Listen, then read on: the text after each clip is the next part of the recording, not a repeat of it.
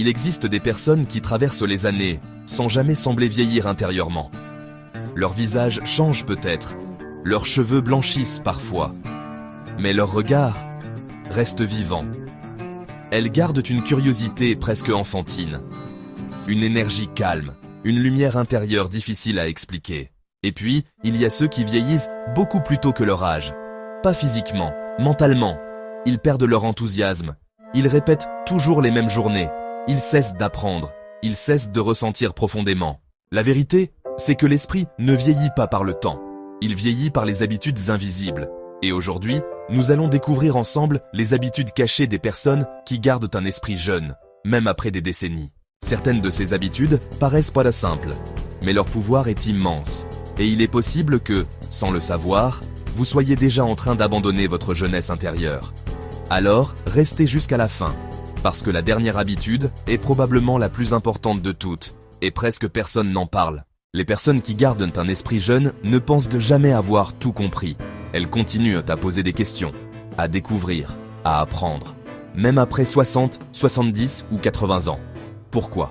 Parce que la curiosité est une forme d'énergie vitale. Le cerveau aime la nouveauté. Chaque nouvelle expérience crée des connexions. Chaque apprentissage maintient l'esprit en mouvement. Mais dès qu'une personne croit tout savoir, elle commence lentement à se figer intérieurement. Les personnes mentalement jeunes lisent encore, écoutent des idées nouvelles, découvrent de nouveaux endroits, testent de nouvelles activités.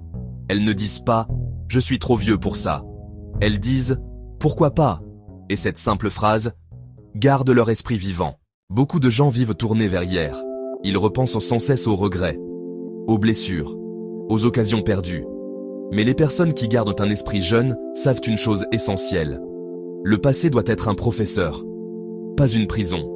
Elles acceptent ce qui a été. Puis elles reviennent au présent. Car l'esprit vieillit quand il reste coincé dans les souvenirs douloureux. Avez-vous déjà remarqué ce paradoxe ? Certaines personnes ont à peine 30 ans, mais semblent porter tout le poids du monde sur leurs épaules.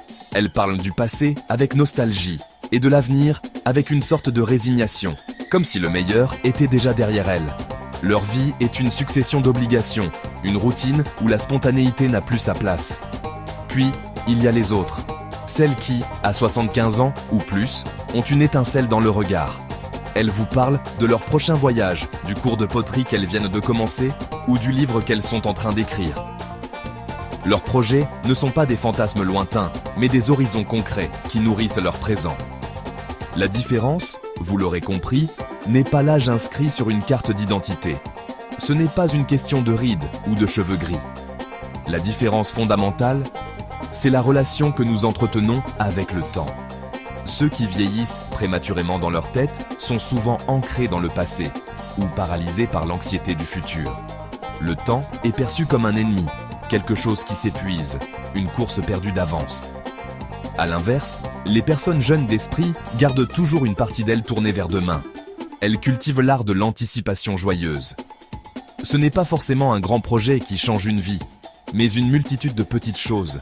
Le plaisir d'un café avec un ami prévu pour le lendemain, la curiosité de lire le prochain chapitre d'un livre, l'envie de voir pousser les graines plantées au printemps. Elles habitent pleinement le présent, car elles savent qu'il est le terreau de leur futur. Cette perspective est intimement liée à une autre qualité essentielle, la légèreté. Et son expression la plus pure est le rire. Le rire est un médicament naturel, un baume pour l'âme. Il libère des endorphines, réduit le stress et nous connecte instantanément aux autres. Mais aujourd'hui, dans notre monde si sérieux, beaucoup d'adultes ont oublié comment rire profondément. Ils ont désappris ce réflexe de l'enfance. Ils sourient parfois, par politesse ou par convention sociale, mais ne riment presque plus. Le vrai rire, celui qui vient du ventre, qui fait monter les larmes aux yeux et nous laisse sans souffle, est devenu une denrée rare. Nous avons peur de paraître stupides, de déranger, de perdre le contrôle. Le poids des responsabilités, la quête de performance et le souci de l'image ont érigé des barrières autour de notre joie. Les personnes qui gardent un esprit jeune protègent leur légèreté comme un trésor. Elles savent que la vie est à la fois sérieuse et absurde. Elles s'autorisent à ne pas tout savoir, à faire des erreurs, à être imparfaites. Elles cultivent l'autodérision, cette capacité à rire de soi-même qui est une forme supérieure d'intelligence et d'humilité. Alors, comment réapprendre à rire ? Commencez petit. Entourez-vous de gens qui vous font du bien, ceux dont l'humour vous élève. Regardez une comédie, écoutez un podcast drôle, lisez des histoires légères. Et surtout, soyez attentifs aux petites étincelles d'absurdité du quotidien. Un oiseau au comportement étrange, une situation cocasse dans les transports, votre propre maladresse. Au lieu de vous agacer, choisissez d'en sourire, puis d'en rire. Protéger sa légèreté, c'est un acte de résistance douce contre la lourdeur du monde. C'est décider, chaque jour, que la joie a sa place, que le futur est une promesse, et que notre âge intérieur est celui que nous choisissons de cultiver. Elles savent rire d'elles-mêmes, rire des imprévus, rire avec les autres, le rire détend le cerveau, réduit le stress, allège le cœur. Et surtout, il nous reconnecte à l'instant présent. Regardez les enfants. Quand ils rient, ils sont totalement dans le moment. C'est exactement ce que les personnes jeunes d'esprit n'abandonnent jamais. La capacité de vivre pleinement un instant simple. Voici une habitude très discrète, mais extrêmement puissante. Les personnes qui gardent un esprit jeune refusent de devenir amères. Elles ont pourtant connu des déceptions, des trahisons, des pertes, mais elles ne laissent pas ces expériences transformer leur cœur en pierre. Beaucoup de gens pensent que devenir froid est une preuve d'intelligence. Mais en réalité, le cynisme fatigue l'âme. Les personnes jeunes intérieurement continuent à croire en la beauté, en l'humain, en la possibilité de changer. Pas naïvement, consciencieusement. Elles comprennent que protéger sa lumière intérieure est un choix quotidien. L'isolement accélère le vieillissement mental. Les personnes qui gardent un esprit jeune restent connectées aux autres.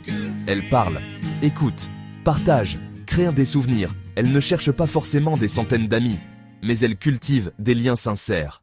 Parce qu'un cœur connecté reste vivant. Les conversations profondes stimulent l'esprit. Les émotions nourrissent le cerveau. L'amour, l'amitié et le partage donnent du sens à la vie.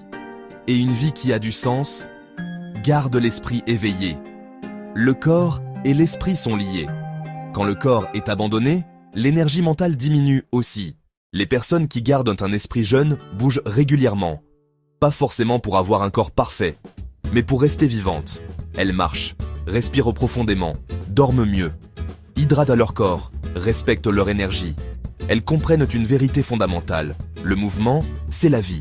Même quelques minutes de marche par jour peuvent transformer l'état mental. Le cerveau adore l'oxygène, le corps adore le mouvement.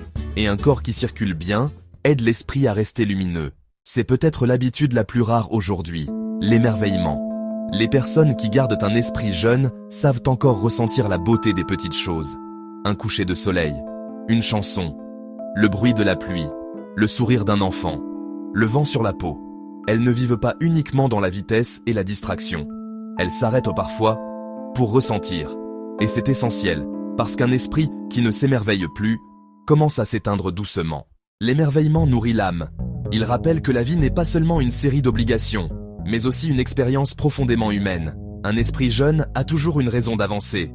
Les projets donnent de l'élan à la vie, peu importe leur taille. Apprendre une langue, créer un jardin, voyager, écrire, danser, transmettre un savoir.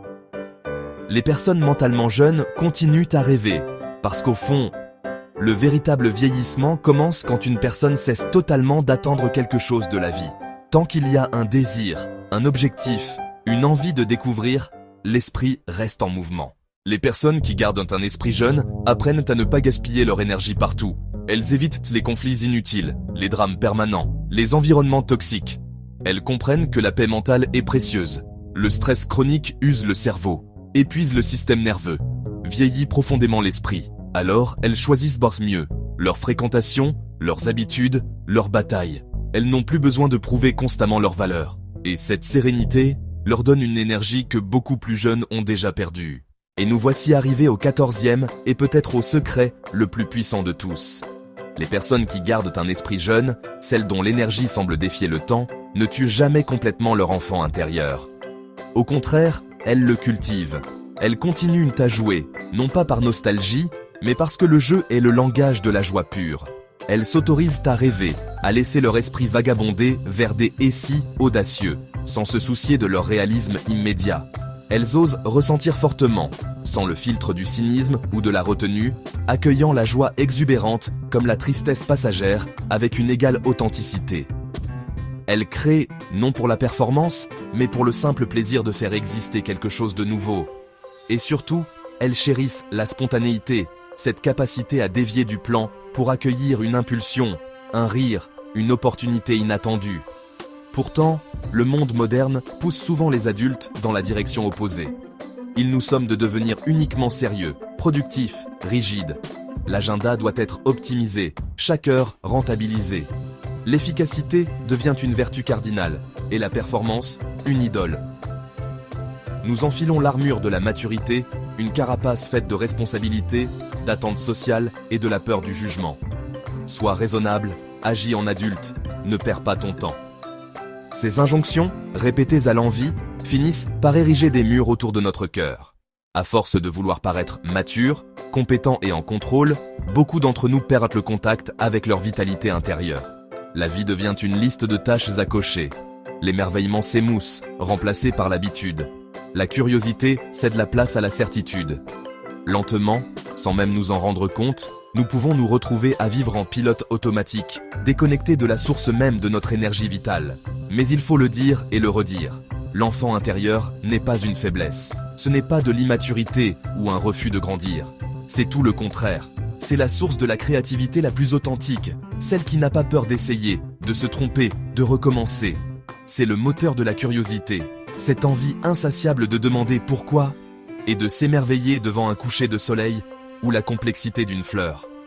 C'est le réservoir de la joie la plus simple, celle qui n'a besoin d'aucune raison pour éclater de rire. C'est notre capacité à la résilience, à nous relever après une chute, à pardonner et à faire confiance à nouveau. C'est, en somme, notre élan de vivre. Les personnes qui gardent un esprit jeune le savent intuitivement. Elles protègent cette partie d'elles-mêmes comme un trésor précieux et secret. Comment font-elles? Elles planifient des rendez-vous avec leur enfant intérieur.